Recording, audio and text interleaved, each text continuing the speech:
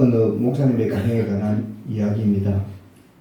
미국에 있는 딸이 어느 날 아빠에게 전화를 거는 거예요. 그러면서 아빠, 안목의 교수님 아세요? 라고 물은 겁니다. 이름을 듣고 나니까 그 교회 강사로 한번 초빙을 해서 설교를 들은 적이 있거든요. 그래 알아. 우리 교회 강사로 온 적이 있어라고 아빠가 딸에게 이야기하는 거예요. 그러자 그 딸이 말하기를 우리 구역원이 그분의 동생이야 라고 하는 거예요. 그런데 그분이 아빠에 대해서 좋게 말했다라고 딸이 아빠에게 이야기를 하는 겁니다. 그 말을 듣고도 목사님의 마음이 어떠했겠어요? 기분이 좋았을까요? 아니면 기분이 나쁜 것도 없겠지만 가슴이 덜컥 내려앉더라는 거예요. 왜냐하면 좋게 말해서 망정이지 반대로 그 사람이 그 사람 행편이 없어 이렇게 말했다면 얼마나 당황스럽겠습니까? 그래서 딸에게 이렇게 말을 했다는 겁니다. 세상이 참 좁다라고 하는 거예요. 서울에 있는 목사님이 미국에 있는 딸하고 전화를 하는데 미국에서 아는 사람을 만났으니 세상이 얼마나 좁겠어요. 그래서 하는 말이 우리 피자 잘해야 돼. 잘못하면 아빠 망신, 딸 망신, 공동 망신이야 라고 이야기했다는 겁니다. 그래서 이 목사님이 생각하기를 인생을 잘 살아야 되겠다. 인생을 잘 살아야 되겠다. 그런 이야기를 나누었다는 이야기입니다. 우리가 살다 보면 많은 사람들을 만나게 됩니다. 그 많은 사람들을 만나는 가운데 나를 아는 사람이 있을 수가 있는 거죠. 특별히 그 많은 사람들을 만나는 가운데 나를 안다 그러면, 나를 기억해 준다 그러면 감사한 거죠. 요즘같이 이 바쁜 세상에 나를 기억해 준다는 것은 특별한 일일 수 있다라고 하는 겁니다. 그런데 문제는 어떻게 나를 기억하느냐라고 하는 거예요. 그 사람이 나를 어떻게 기억하는가가 더 중요하다는 겁니다. 좋은 기억을 가지고 있으면 다행인데 만약에 혹시라도 나쁜 기억을 가지고 있으면 참 슬픈 일이겠죠. 우리가 흔히 어떤 사람의 이름을 들으면 어떻게 이야기합니까? 그 사람. 그러고 나서 그 다음이 중요하죠.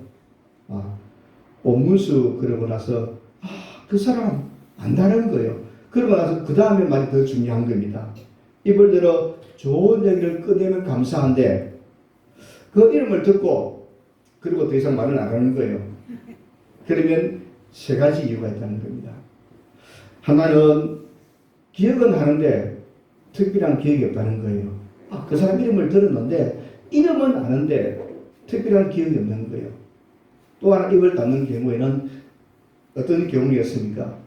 차마 나쁜 말을 하기 싫어서 입을 닫는 경우가 있겠죠. 또 하나는 최악의 경우에는 아주 나쁜 말을 하는 경우가 있겠죠. 그런 경우를 우리가 볼 수 있다고 하는 겁니다. 저와 이름은 어떻습니까? 다른 사람들에게 내 이름이 들렸을 때 어떻게 기억되실까? 정말 우리 부담스러운 이야기입니다. 내 이름이 다른 사람께 불렸을 때에 그 사람이 나를 어떻게 기억할까? 정말 이것처럼 부담스러운 질문이 어디 있겠습니까? 여러분 한번 생각해 보십시오. 내 이름 석자가 불려지는데 그 이름을 듣고 있는 그 사람이 어떻게 기억할까? 정말 생각해 보면 가슴이 내려앉기도 하고 또 내가 어떻게 살았을까? 또 어떻게 비춰질까? 이런 생각들이 오고 갈 수 있다고 하는 겁니다.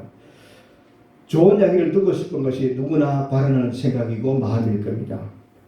좋은 이야기를 듣고 싶으면 어떻게 해야 되겠습니까? 평소에 잘 살아야 되겠다는 생각을 갖게 되는 거죠. 그럴 때 나에게 대해서 좋은 생각을 가지고 있다가 그 입에 들려지게 되면 그 사람에 대해서 좋은 이야기를 하게 된다면 참 내가 잘 살았구나 이런 생각을 하게 되었습니다. 그런데 그보다 더 중요한 것이 있어요. 하나님 나를 어떻게 기억하시는가? 이것이 더 중요하다는 거예요. 사람이 나를 어떻게 기억하는가도 중요한데 하나님이 나를 어떻게 기억하시는가가 더더욱 중요하다는 겁니다. 우리 하나님은 전능하시다라고 하셨어요. 모든 것을 아신다 그래 하셨어요. 모든 것을 흔히 아신다는 하나님이십니다. 그 하나님이 내게 좋은 기억을 가지고 있다면 신앙의 인생이겠죠. 하나님이 나를 생각하고 내 이름을 기억하는 하나님이 그 이름만 들으면 하나님이 너무 기분이 좋아서 신나게 생각한다면 정말 그 사람은 멋진 인생을 산 사람이라고 여기십니다. 오늘 본문에 보니까 사람에게 감동을 주고 하늘에게 감동을 주는 사람이 있어요. 그 이름이 고넬로라는 사람입니다. 아마 사람들이 그 이름을 들으면 고넬로 막 사람들이 그 이름을 들으면 입에 침을 튀기면서 칭찬하는 거예요. 하나님이 고넬로 그 이름을 들으니까 하나님 너무너무 기분이 좋은 거예요. 이쯤 되면 아마 그 인생은 참 아름답게 산 것이라고 생각해 볼 수 있죠. 사람들이 고넬로 그러니까 칭찬하기를 막 열변을 토하는 겁니다. 하나님이 고넬로 그러니까 하나님이 너무너무 기뻐하는 거예요. 우리 한 번밖에 없는 인생인데 저도 그렇고 여러분도 그렇고 기왕이면 멋진 인생을 살아가야 되지 않겠습니까? 그러면 내가 복을 받고 이웃이 복을 받고 하늘의 영광을 돌리는 멋진 삶을 살아가게 되었습니다. 오늘 본문에 있는 고넬로 같은 성도, 고넬로처럼 살아갈 수 있는 우리 모두가 되어지기를 원해서 고넬로와 같은 성도라는 제목으로 말씀을 생각을 해보려고 합니다. 첫 번째 고넬로는 어떤 사람인가? 오늘 본문에 보니까 고넬로는 로마 군인이었고 또 백부장이었다라고 말씀해 주고 있습니다. 고넬로가 어떤 사람인지 어떤 신앙의 사람인지 오늘 보면 1절에 보니까 이렇게 말합니다. 가이사라에 고넬로라는 사람이 있으니 이달리아 부대를 하는 군대의 백부장이라. 가이사라는 지중해 해안에 있는 도시입니다. 그 당시 로마 제국은 각 지역의 대도시에 총독부를 두었어요. 그리고 그 총독부 안에 꽤 큰 부대를 배치하게 되었습니다. 이 가이사라에도 로마 총독부가 있었고 황제의 직할 부대가 있었는데 그 중에 이달리아라고 하는 부대가 있더라고 하는 거예요. 그 이달리아 부대 안에 고넬로라는 사람이 있는데 백부장이더라. 이 백부장이라는 말은 100명의 부하를 건드린 장교들이라는 거예요. 우리 기준으로 하면 아마 대위쯤 되는 직책, 종리장쯤 되는 직책이었을 것 같아요. 당시 상황으로 보면 제법 높은 계급의 사람인 것을 볼 수가 있습니다. 식민지에 주둔하는 군대라 그러면 그 권세가 막강했을 거예요. 여러분 한번 생각해 보십시오. 우리나라 일제시대에 순사 그러면 어떻습니까? 순사만 그래도 힘이 막강했는데 이 백부장 고넬로는 순사 정도가 아니라 100명의 부하를 건드리고 있는 장교니까 그 권세가 대단했을 거라는 거예요. 백부장은 로마 군인이었고 또 100명의 부하를 건드리고 있는 장교들아 이렇게 그를 소개하고 있습니다. 근데 더 중요한 것은 이 고넬로를 하나님이 기억하고 있더라고 하는 거예요. 고넬로가 가지고 있는 외적인 조건, 로마 군인이고 또 백부장이라고 하는 이 직책도 중요하지만 그의 신앙과 삶이 얼마나 훌륭했는가를 성경에 말씀했는데 그래서 그의 신앙과 삶 때문에 하나님이 그를 기억하시더라고 하는 거예요. 오늘 본문에 보니까 그 하루는 기도하고 있는데 하나님의 사자가 그를 만나주시는 거예요. 오늘 보면 3절에 보니까 하루는 제 9시쯤 되어 한상 중에 밝히 봄에 하나님의 사자가 들어와 이르되 고넬로에 하니 하나님이 선사를 보내서 고넬로를 찾는 겁니다. 고넬로는 로마 군인이라 그랬어요. 로마 군인은 유대인이 볼 때는 이방인입니다. 유대인들이 볼 때는 이방인인 거예요. 그런데 이 이방인 로마 사람이 하나님을 믿는 사람이었고 또 이 고넬로는 유대인처럼 하루에 3번씩 기도하는 사람이었어요. 유대인들은 하루에 3번 시간을 정해놓고 기도하는데 제3시 오전 9시, 제6시 오후에 낮 12시에 또 제9시 오후 3시에 하루에 3번씩 기도하는 거예요. 오늘 본문에 보니까 제9시쯤 되어 이 말은 오후 3시에 기도했다는 겁니다. 고넬로가 하루에 3번씩 기도하는데 3번째 기도하는 시간에 하나님이 선사를 보내서 만나주셨다는 겁니다. 그때 선사가 무엇이라고 말씀하는가 하면 4절에 보니까 선사가 되되 네 기도와 구제가 하나님 앞에 상달되어 기억하신 바 되었으니 여기 중요한 단어가 있어요. 기억하신 바 되었으니 이렇게 말씀하는 겁니다. 여기 기억했다는 것은 그냥 우리가 살아가다 보면 단순히 기억하는 정도가 아니에요. 우리가 단순하게 누구 그러면 아마 지나가다가 들려서 듣는 이름이죠. 며칠 전에 그 장만호입니까? 장민호입니까? 장민호 왔다 갔죠. 저도 알아요. 압니다. 이름을 들었어. TV 보고 근데 만난 적은 없어요. 이게 아는 거예요. 그냥 단순히 아는 거예요. 그렇죠. 다 여러분 알잖아요. 장민호 그러면 가수 뭐 미스터 트롯에 나와서 7위를 했는가? 잘 모르. 그 정도 한 것 같아요. 그 정도는 아는 거죠. 이건 단순히 아는 겁니다. 단순히 아는 거예요.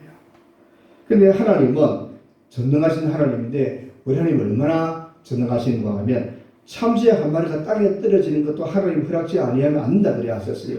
그럼 우리 하나님은 이 땅에 있는 수많은 참새들도 다 안다는 거예요. 참새 한 마리 땅에 떨어지는 것조차 안다 그러시면 참새 몇 마리인지 여러분 아세요?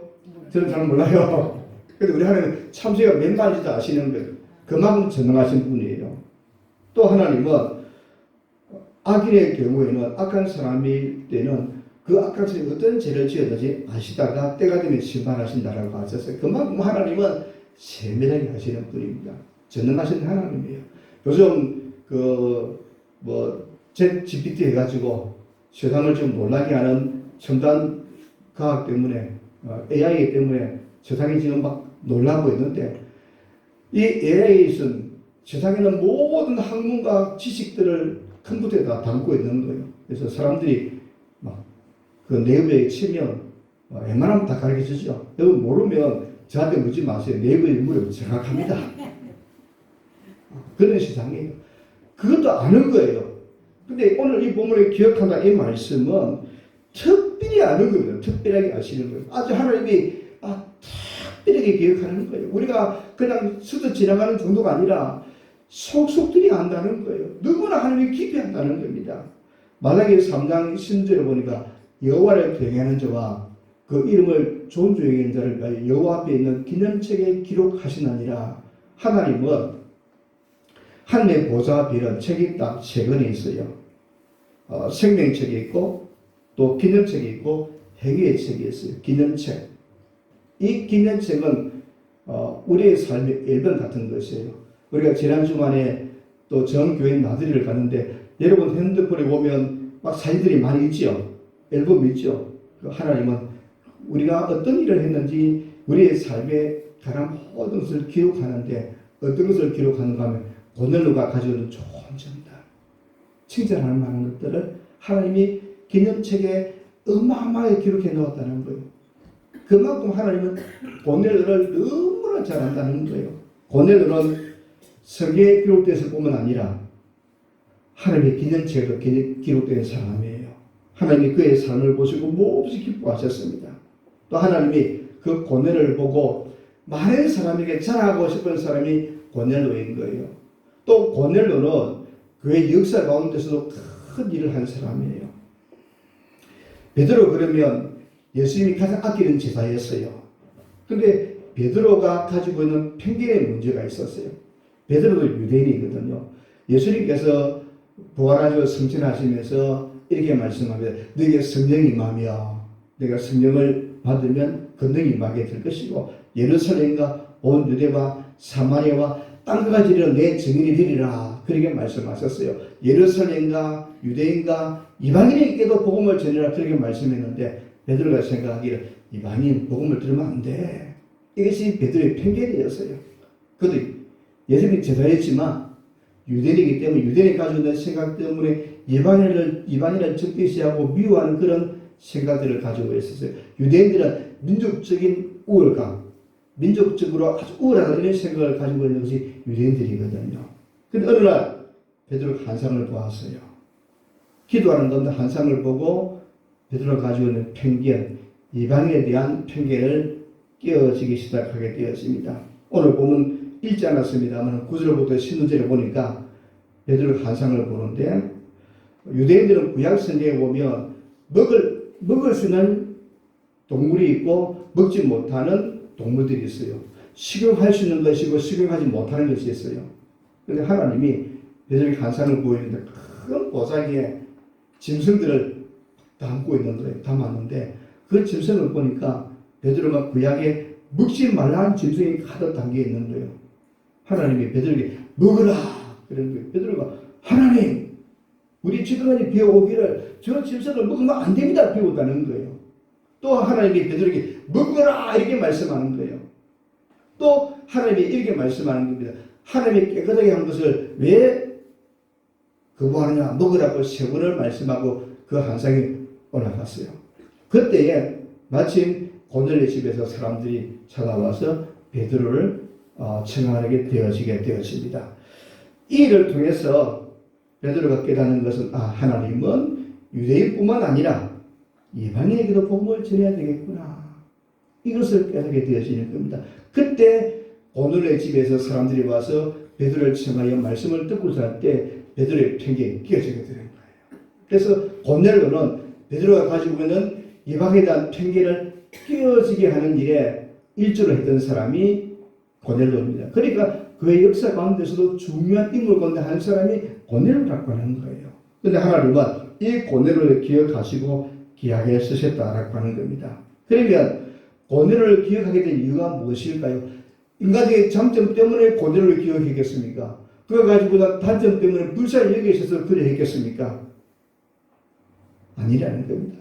고넬료가 가지고 있는 신앙, 그의 삶을 보시고 하나님이 기억하셨다라고 말씀해 주고 있습니다. 하나님은 사람을 평가하실 때 어떻게 평가하시는가 하면 성경에 보니까 하나님이 사람의 중심을 보신다 그래 하셨어요.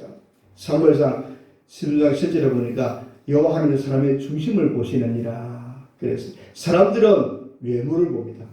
잘생긴 사람을 보면 어떻습니까? 잘생기다 그러지요. 예쁘다 그래요. 사람은 외모를 봅니다. 하나님은 외모를 보지 않고 중심을 보신다 그래 하셨어요. 하나님은 고넬료가 가지고 있는 중심, 그의 신앙과 삶을 보셨다라고 하는 겁니다. 오늘 보면 2절에 보니까 그가 경건하여 오직과 더불어 하늘을 경외하며 백성을 많이 구제하고 하나님께 항상 기도하더니 하나님은 베드로가 가지고 있는 그의 경건한 신앙을 보시고 기억하시고 기뻐하신 거예요. 경건하다는 것은 그의 마음속에 속사람이 하나님을 잘 섬기고 있다라는 그런 의미를 두고 경건하다라고 하는 겁니다. 그의 반대말은 외식한다 이 말이에요. 외식한다 이 말씀은 겉은 그럴듯한데 속은 신앙이 없는 사람을 두고 외식하는 것이다 이렇게 부르고 있습니다. 사람의 눈으로 보면 경건한 것 같은데 그의 속사람은 경건하지 못한 것. 사람들은 잘 구분하지를 못해요. 그런데 하나님은 사람의 중심을 보시기에 경건한 사람인지 외식하는 사람인지 단번에 아세요. 하나님은 고넬료 중심을 보니까 하나님이 참된 신앙을 가진 사람이구나라고 보았다는 거예요. 그의 삶이 그의 신앙이 외적으로도 내적으로도 경건하게 나타나는데 고넬료의 신앙은 두 가지로 나타나는 겁니다. 하나는 하나님과 관계 속에서 경건한 신앙의 사람이라는 겁니다. 수직적으로 하나님과 관계 속에서 경건하게 살았다라고 하는 겁니다. 고넬료는 하나님을 경외하였기에 하나님의 말씀을 잘 듣는 사람이었습니다. 베드로가 고넬료 집에 방문했을 때 이 고넬료가 베드로 앞에 넋죽 절합니다. 오늘 25절에 보니까 마침 베드로가 들어올 때에 고넬료가 맞아 발 앞에 엎드려 절하리라고 하는 겁니다. 자, 고넬료는 로마 군인이었고 백부장이었어요. 베드로는 식민지에 살고 있는 일개 평민입니다. 지위적으로 보면 베드로하고 고넬료는 신분 차이가 어마어마한, 고넬료는 이렇게 높다면 베드로는 이만 땅에 떨어진 신분 차이예요. 그런데 이 고넬료가 베드로 앞에 넋죽 절했다는 겁니다. 베드로가 사형을 냈어요. 저러면 안 됩니다라고 하니까 그때 고넬료가 어떻게 말을 하는가 하면 10장 33절에 보면 이제 우리는 주께서 당신에게 명하신 모든 것을 듣고서야 다 하나님 앞에 있나이다 라고 하는 거예요. 이 고넬료가 얼마나 경건했는지 베드로를 통해서 하나님의 말씀을 듣겠다는 겁니다. 그래서 하나님 앞에 있는 것처럼 당신의 말을 듣겠다라고 고백하는 겁니다. 고넬료는 늘 기도하는 사람이었어요. 하루에 3번씩 기도했어요. 백부장이라 그러면 공무상 굉장히 바쁠 거예요. 식민지에 있는 사람을 다스리기 위해서 백부장의 역할이 얼마나 크겠습니까? 치안도 해야 되겠고 군사도 훈련시켜야 되겠고 여러 가지 바쁜 일일 텐데 공무로 바쁨에도 불구하고 하루에 3번씩 기도하는 사람이라는 거예요. 그의 기도 생활은 정말 오늘 10장 2절에 보니까 하나님 항상 기도하더니 이렇게 성경이 그를 소개하고 있습니다. 항상 기도했다는 것은 공적인 기도 생활 말고도 또 다르게 기도했다는 겁니다. 이만큼 고넬료는 하나님과 얼마나 바른 관계를 가지고 살아왔는지를 잘 보여주고 있습니다. 여러분 한번 하나님의 입장에서 생각해 보십시오. 하나님 앞에 엎드려 말씀을 듣기 위해서 엎드리는 고넬료, 항상 기도하는 고넬료. 하나님이 고넬료를 보시면 어떻겠습니까? 하나님이 굉장히 기분이 좋겠죠. 항상 말씀을 듣고자 자신을 낮추는 고넬료, 항상 기도하는 고넬료. 하나님이 고넬료를 보면 너무너무 기쁜 거예요. 이렇게 고넬료는 하나님과 관계 속에서 경건하게 살았던 사람이라는 겁니다. 그랬더니 하나님이 그를 기억하신 바 되었다라고 하는 거예요.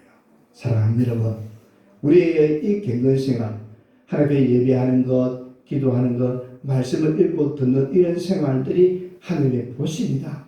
그리고 그것을 보고 하나님이 늘 하나님 앞에 나와서 살아가기를 원하는 이런 모습을 보시고 기억하셔서 은혜를 주시고 복을 주시고 도와주십니다. 이런 은혜가 있기를 주님의 이름으로 축복합니다.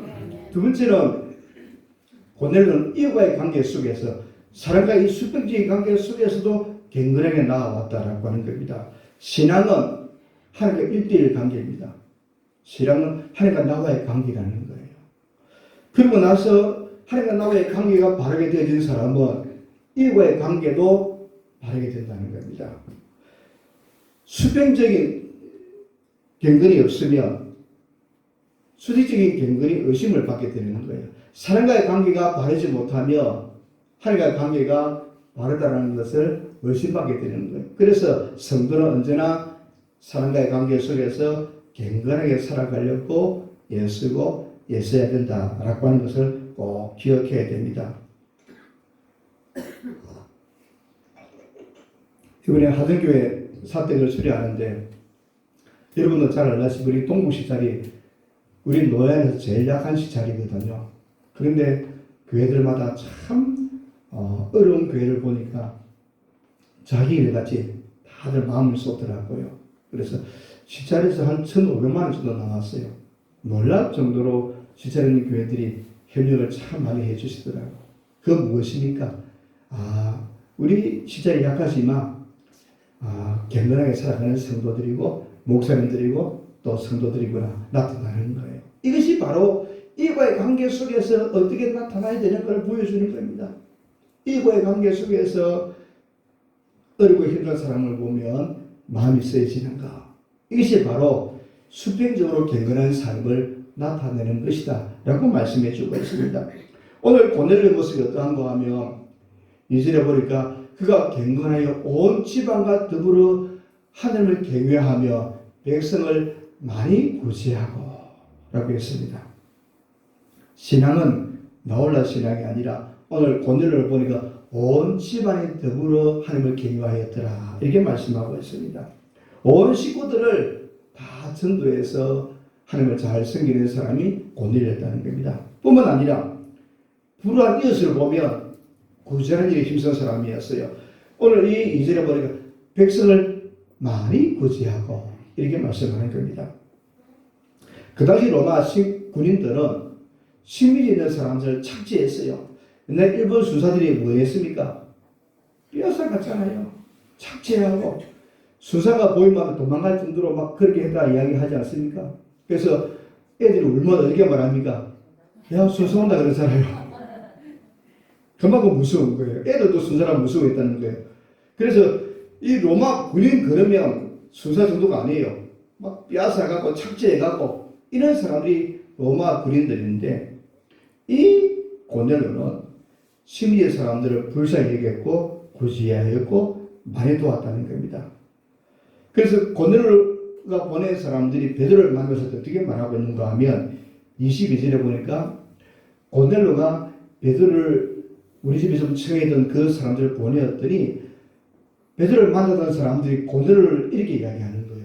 그들이 대답하되 베드로를 찾아가던 고넬로가 보낸 사람들이 대답하는 거예요.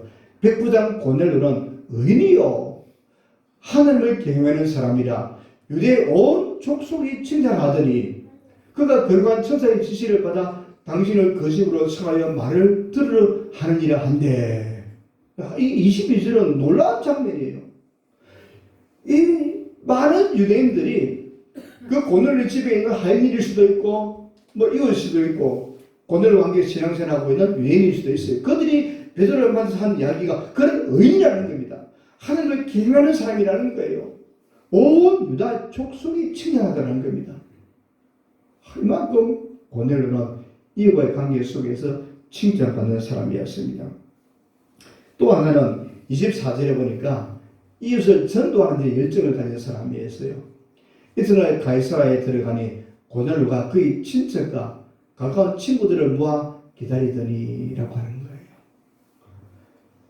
천사가 베드로를 청하여 말씀을 들으라 하는데 이제 베드로를 청하였는데 이 고넬로가 친척들과 가까운 친구들과 동료들과 또 자기 집에 있는 부하들을 다 모아놓고 베드로의 말씀을 들으려고 하고 있더라는 거예요.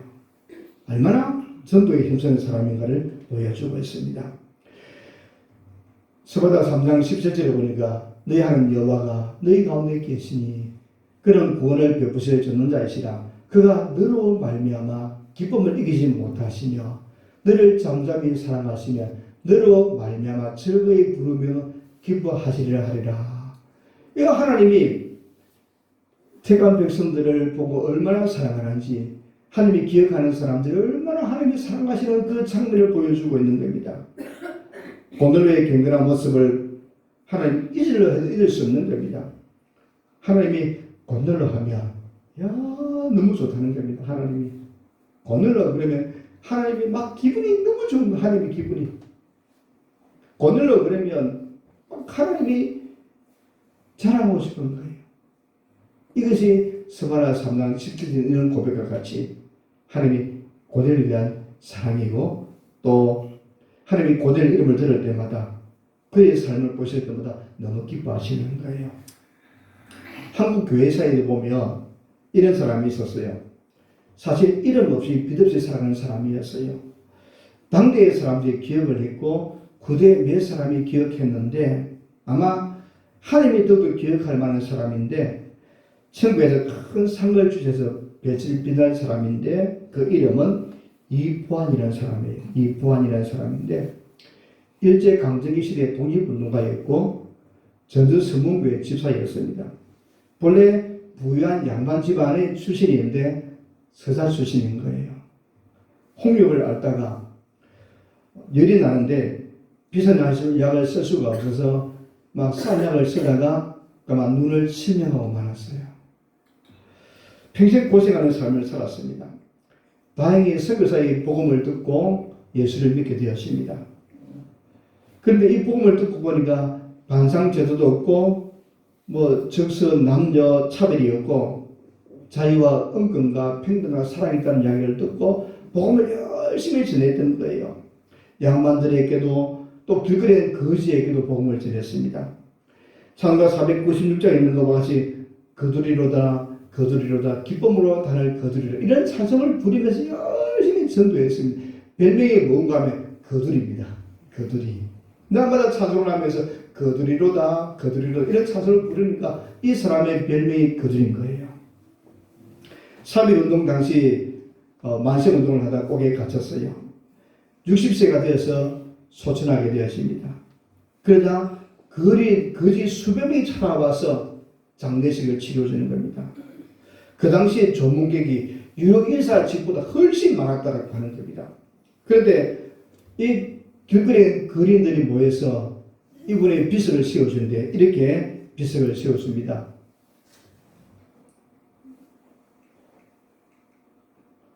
유공 그들이 A인 B라는 비문을 씌웁니다. 평생 성질이 온순하고 인자하였네. 그것을 평생 성질 온유자차라는 그런 비문을 쓴 거예요. 위에 한글은 번역한 거고 평생 성질 온유자차라는 비문을 썼어요. 그 다음 비문은 개인기한 회의급식이라는 그런 글을 쓴 거예요. 굶주리고 허브던 사람을 보면 옷을 벗어주고 밥을 주었네. 이런 비문을 써서 그 사람을 기념했다고 이야기하고 있습니다. 이 이구한 집사님은 그들이 이런 찬송을 부르면서 많은 사람들에게 복음을 전했습니다. 아마 당대의 사람들은 기억합니다. 아마 지금 이 사람 이름을 기억하는 사람은 거의 없어요. 누가 기억하겠습니까? 천국에서 하나님이 기억하는 거예요. 사랑하는 여러분, 사람에게 기억되는 것도 중요한 겁니다. 이웃 사람이 기억하는 것도 중요한 겁니다. 제일 중요한 것은 하나님이 나를 기억하는 거예요. 하나님이 나를 어떻게 기억하는가? 사람들에게 기억되는 것, 앞에 있는 이 이구한 집사님과 같이 사람들의 기억은 세월이 지나고 시간이 지나면 다 사라집니다. 천국에 가서 하나님이 기억되는 것, 하나님의 기억되는 것, 이것은 영원한 것이라는 거예요. 사랑하는 여러분, 오늘 하나님은 고넬료를 기억하고 싶은 겁니다. 고넬료를 자랑하고 싶은 거예요. 그래서 성경에 고넬료를 가는 이 사람을 소개하고 있는 겁니다. 고넬료처럼 하나님 앞에 성도들 앞에 오래도록 기억되어지는 그런 아름다운 삶을 살아갈 수 있는 저와 여러분 되어지기를 바랍니다. 그래야하기 위해서는 하나님 앞에 경건하게 살아가야 됩니다. 이웃과의 관계 속에서도 경건이 나타나야 됩니다. 고넬료처럼 하나님 앞에 사람 앞에 오래도록 기억되어지는 귀한 믿음의 사람이 다 되시기를 주님의 이름으로 축복합니다.